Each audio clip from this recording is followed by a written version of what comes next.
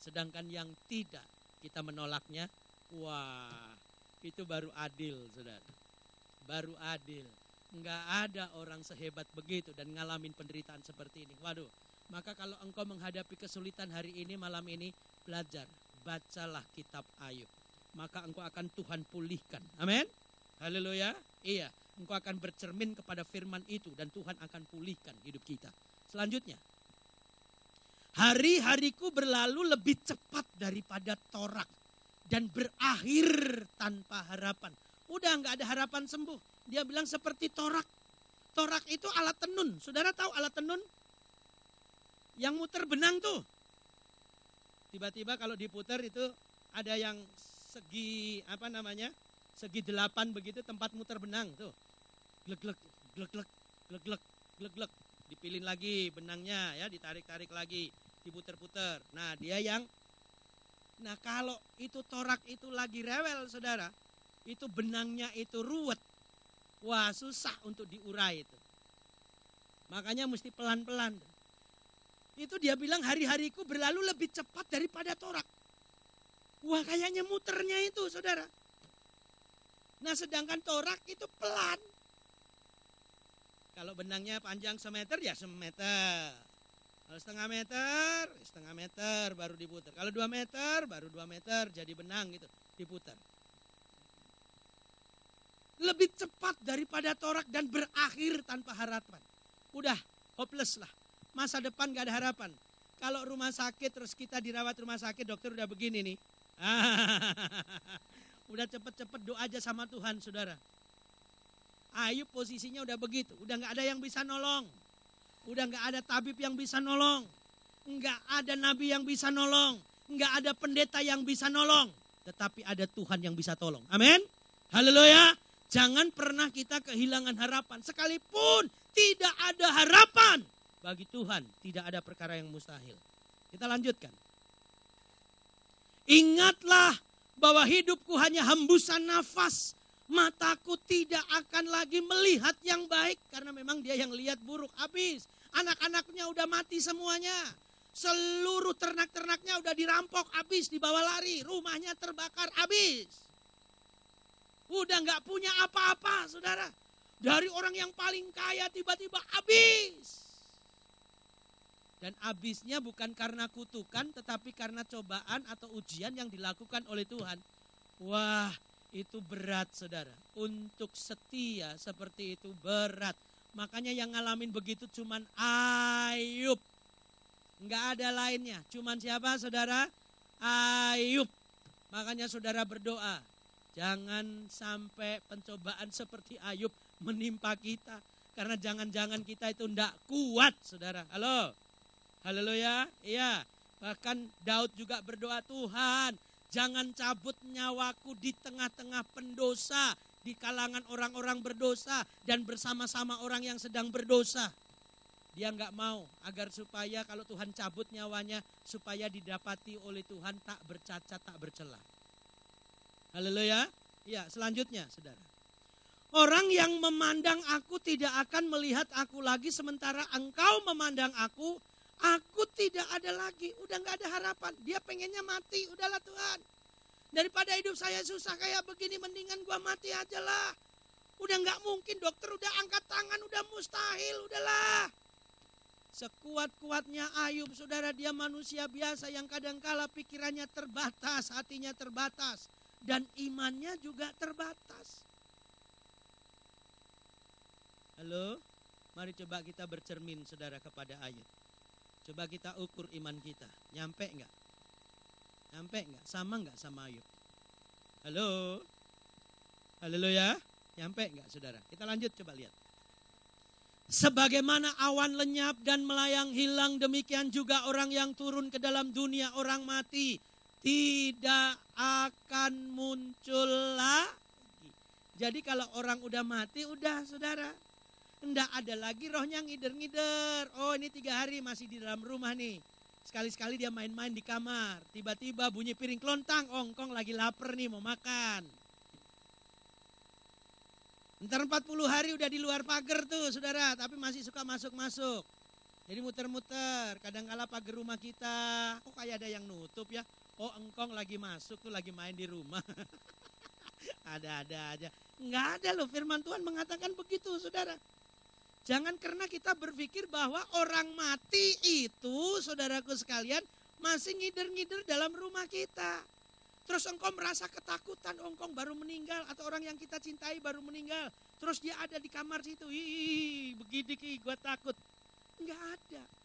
Firman Tuhan mengatakan sebagaimana awan lenyap dan melayang hilang. Demikian juga orang yang turun dalam dunia orang mati tidak akan muncul kembali. Terus yang muncul kemarin malam-malam itu siapa pendeta? Waktu engkau saya meninggal 3 hari, tiba-tiba dia masih berdiri itu di depan pintu sambil awe-awe begini. Aliong, Aliong, ini engkong Aliong, sini. Itu bukan engkong itu saudara. Halo, iblis bisa saja menyerupai malaikat terang. Apalagi cuman menyerupai Aliong. Sangat gampang, sangat mudah. Makanya ndak heran, coba perhatikan baik-baik. Orang kalau udah dalam keadaan sekarat, apalagi usia seperti orang-orang yang udah tua gitu kan. Tiba-tiba dia ngeliat, aduh kayaknya engkong udah manggil-manggil tuh. Udah manggil-manggil, engkong udah manggil-manggil mama nih. Udah, kayaknya udah mau deket nih. Pernah nggak saudara ketemu sama orang-orang deket yang deket-deket mau mati, bukan lihat Tuhan tapi lihat engkongnya. Lihat orang yang udah duluan mati udah lagi manggil-manggil. Sorry saya ngomong saudara. Saya kasih tahu ya. Itu bukan engkong kita. Bukan orang dekat kita, bukan orang yang pernah kita sayangi. Tapi sibolis, tahu sibolis? Setan yang menyerupai engkong kita. Itu ngajak mati namanya saudara. Halo. Ini kenapa ini ya saudara? Saudara, kok modelnya jadi begitu saudara? Malah ketakutan begitu ya, nggak jadilah saudara, lewat. Ia tidak lagi kembali ke rumahnya, tuh lihat. Ia tidak lagi kembali ke rumahnya dan tidak dikenal lagi oleh tempat tinggalnya. Tempat tinggalnya aja udah nggak kenal. Makanya kalau ada orang-orang yang mati tiba-tiba nongol di depan rumah saudara, bukan. Tiba-tiba ada ketok-ketok, tok. Begitu dibuka, loh kok nggak ada? Itu film, sinetron. Itu bisaan manusia aja saudara. Tempat tinggalnya aja nggak mengenal kok. Halo? Haleluya, lanjut ya. Udah dah, kita lewatin yang ini nih. Ada itu khusus ini saudara. Oleh sebab itu aku pun tidak akan menahan mulutku. Aku akan berbicara dalam kesesakan jiwaku, mengeluh dalam kepedihan hatiku. Manusiawi. Kalau engkau di tengah kesesakan tiba-tiba ngeluh, Tuhan, hidup saya begini, udah saleh, takut akan Tuhan. Kok hidup saya begini ya, sengsara. Bukan masalah sakit, bukan masalah matinya, tetapi masalah imannya. Amin. Haleluya. Iya. Amin saudara. Lanjut. Oleh sebab itu aku pun tidak akan menahan mulutku. Aku akan berbicara dalam kesesakan jiwaku. Loh kok ini lagi? Apakah aku ini laut atau naga? Sehingga engkau menempatkan penjaga terhadap aku. Kayaknya dia mau bergerak udah gak bisa lagi bergerak nih saudara. Kayaknya dia mau teriak, aduh ada yang pegang gitu. Lu tetap aja sakit deh situ. Gak boleh bergerak, lu rasain lu sakit kayak begitu. Nah begitu. Kayaknya ada orang yang ngejagain gitu. Tapi dia pengen bebas, gak bisa bebas. Wah itu menderita. Terus, apabila aku berpikir tempat tidurku akan memberi aku penghiburan. Dan tempat pembaringanku akan meringankan keluh kesahku, lanjut. Maka engkau mengagetkan aku dengan impian dan mengejutkan aku dengan hayal. Wow. Sehingga aku lebih suka dicekik dan mati daripada menanggung kesusahanku. Wah, itu penderitaan yang sangat itu saudara. Aku jemu, aku tidak mau hidup untuk selama-lamanya. Biarkanlah aku karena hari-hariku hanya seperti hembusan nafas saja. Kayaknya udah gak berarti, sementara. Ayub sadar hidupnya itu sementara saudara. Kekayaan yang ia punya itu tidak bisa membeli kesehatan, tidak bisa membeli kesembuhan. Lanjut. Apakah gerangan manusia sehingga dia kau anggap agung dan kau perhatikan? Ayat 18. Dan kau datangi setiap pagi dan kau uji setiap saat. Rupanya Tuhan masih memberikan penghiburan loh saudara. Di tengah-tengah ujian, Tuhan yang hampiri, Tuhan yang datangi. Tuhan sendiri yang memberikan penghiburan kepada Ayub. Di tengah-tengah kesusahan saudara, kita masih bisa mimpi ketemu Tuhan. Saudara kalau lagi susah suka ketemu Tuhan atau ketemu setan? Kalau saudara ngimpi nih banyak ketemu Tuhan atau ketemu setan? Halo? Kok pada diem nih? Lanjut. Bilakah engkau mengalihkan pandanganmu daripadaku dan membiarkan aku sehingga aku sempat menelan ludahku? Ayat 20. Kalau aku berbuat dosa, apakah yang telah kulakukan terhadap engkau, ya penjaga manusia? Mengapa engkau menjadikan aku sasaranmu sehingga aku menjadi beban bagi diriku? Dan mengapa engkau tidak mengampuni pelanggaranku dan tidak menghapuskan kesalahanku? Karena sekarang aku terbaring dalam debu, lalu engkau mencari aku, tetapi aku tidak akan ada lagi. Terus? Habis, saudara. Kalau kita lihat dari penderitaan Ayub seperti ini, kira-kira saudara punya gambaran gak? Seberapa menderitanya si Ayub? Pernah gak saudara berkeluh kesah seperti yang dilakukan oleh Ayub? Pernah gak? Kok pada diem saya deket-deket sama saudara? Pernah gak? Pada saat saudara kesal, dikeselin orang gitu kan saudara. Pernah gak ngomel? Sialan tuh orang itu. Pernah gak melampiaskan keluhan kita gitu sama orang itu? Ini brengsek nih orang ini. Ngapain dia bikin begitu, bikin susah gua aja tuh.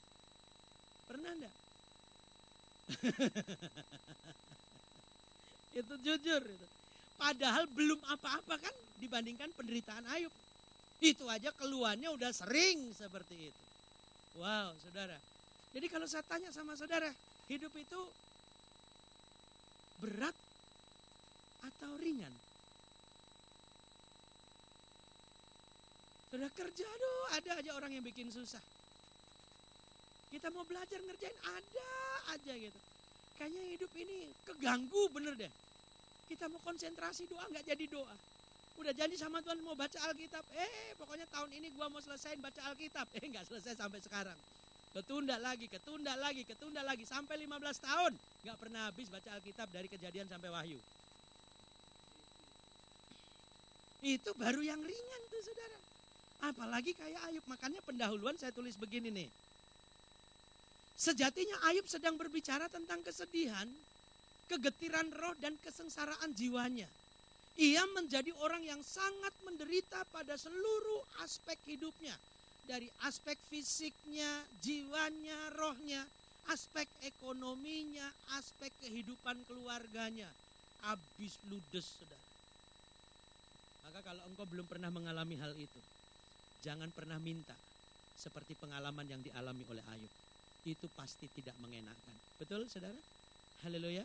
Mari kita lihat. Kenapa kehidupan Ayub begitu tergoncang saudara? Dan kayaknya berat hidup Ayub. Dan dia mengalami suatu penindasan dan dia bilang begini. Kenapa engkau melakukan murka kepadaku ya Allah? Apa dosaku?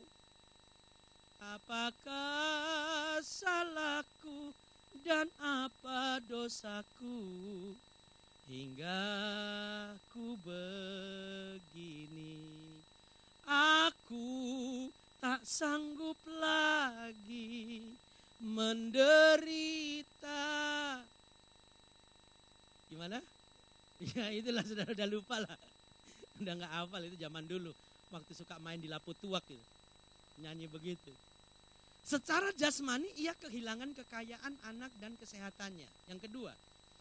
Secara sosial ia diasingkan dari komunitasnya, sahabat dan keluarga. Ia diolok, dicemooh, dikhianati oleh sahabatnya dan istrinya sendiri.